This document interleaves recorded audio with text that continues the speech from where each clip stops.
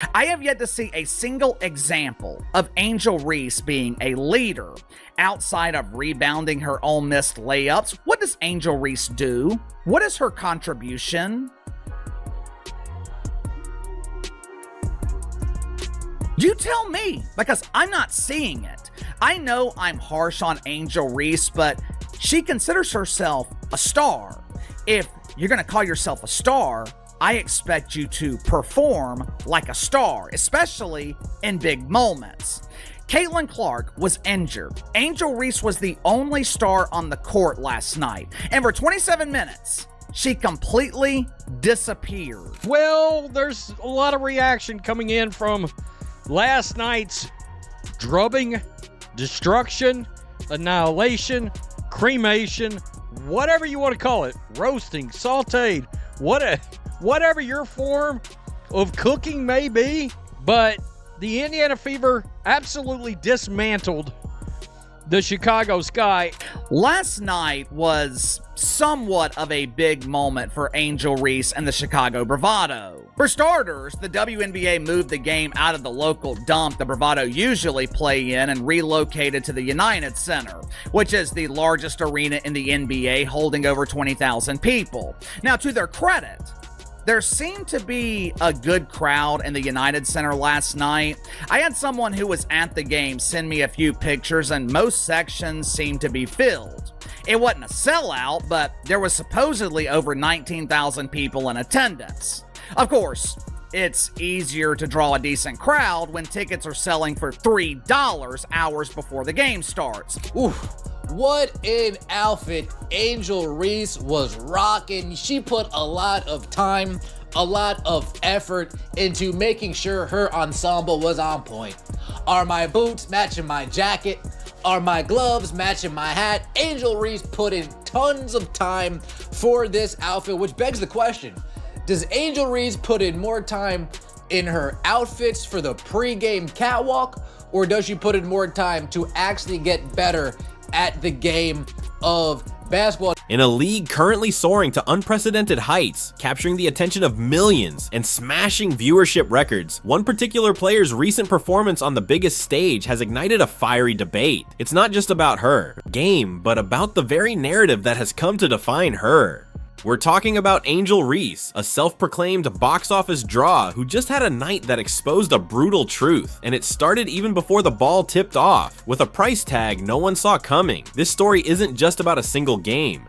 It's about the intense spotlight of sudden superstardom, the weight of expectation, and the harsh reality of market demand. Reese has been a central figure in the WNBA's recent surge, often positioned as a rival to Caitlin Clark, a narrative she has openly embraced, famously stating she's also a key reason people are tuning into women's basketball. But what happens when that rivalry is removed and the spotlight shines solely on her? The Chicago Sky had been tirelessly pushing the narrative that Angel Reese was just as much a box office draw as Caitlin Clark, that fans came to see her play too.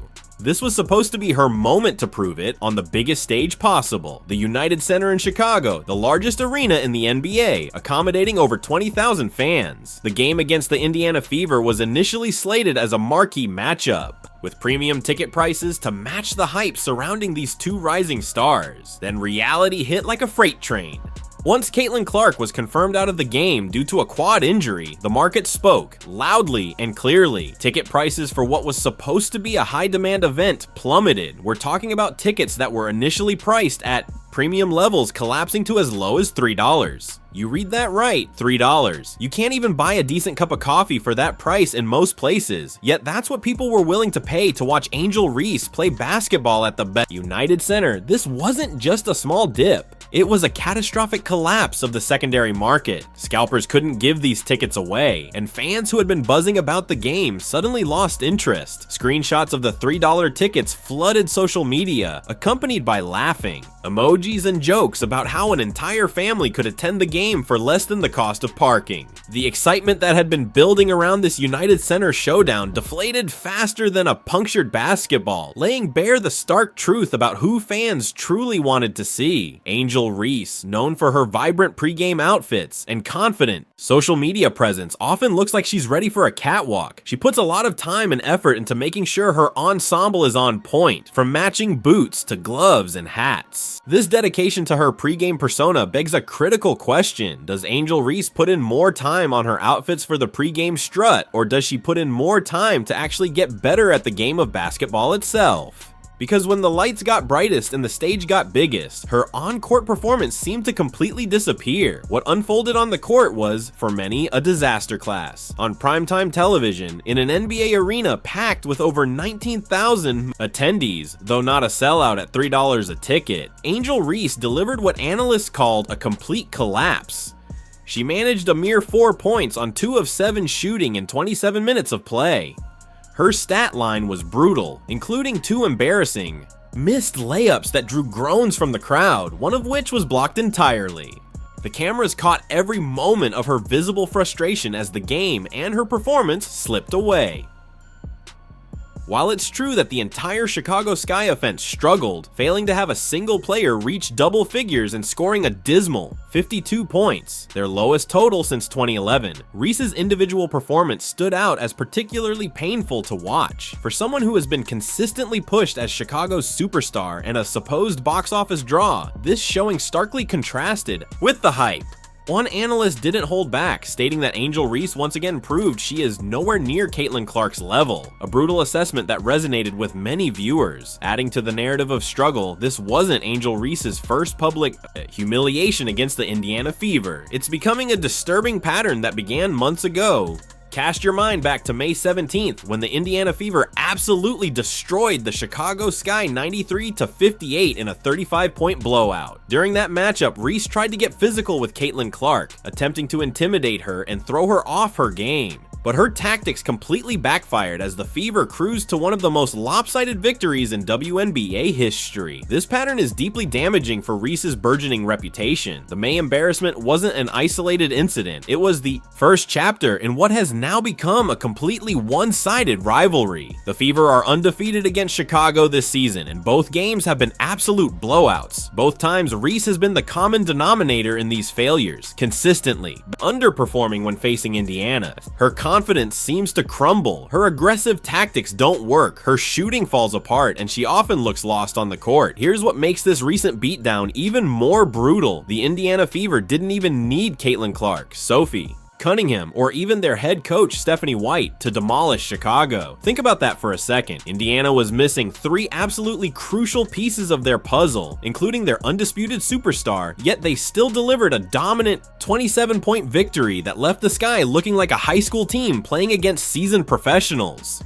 No Caitlin Clark, no problem, seemed to be Indiana's motto. The Fever's victory was a testament to their incredible depth and team-first mentality. Kelsey Mitchell stepped up in a massive way, leading the Fever with 17 efficient points, showcasing her importance as a veteran presence. Ari McDonald came off the bench and absolutely torched the Sky with 12 points and 4 steals, running the offense like a seasoned pro despite being on a hardship contract. Natasha Howard and Aaliyah Boston also contributed significantly, demonstrating balanced scoring and contributions from every player on the court. Acting head coach Austin Kelly deserves major credit for stepping in for Stephanie White and keeping the team focused, executing their game plan without missing a beat. The Fever's ball movement told the whole story about their superior basketball fundamentals. They recorded 20 assists on 27 made field goals, a true display of team-first play that Chicago simply couldn't match. They held Chicago to just 52 points through lockdown defense and smart rotations, forcing turnovers, contesting every shot, and making the Sky work for every single point they managed to score. This United Center performance cemented the narrative that the Indiana Fever are ascending, truly positioning themselves as serious championship contenders, even without their biggest stars on the court. Angel Reese's 4-point disaster on national Television starkly illustrated where this rivalry stands, completely one-sided in Indiana's favor. The Fever's depth and resilience are undeniable, proving they can dominate opponents even when short-handed. The WNBA is thriving, but the spotlight is unforgiving. As the league continues its historic ascent, the question lingers: is Angel Reese a standalone force capable of driving viewership and commanding games on her own, or does her shine depend on the rivalries she cultivates and the narratives built around them? Her recent performance and the market's blunt financial response have laid bare the challenges of true undisputed stardom. The Indiana Fever, on the other hand, just proved their championship aspirations are no fluke, even without their biggest names. What do you make of Angel Reese's performance and the WNBA's rapidly evolving landscape? Is this a blip or a defining moment for her career and the league's marketing strategies? Share your thoughts in the comments below. And if you want more deep dives into the stories shaping the WNBA, hit that like button and subscribe. This narrative is far from over.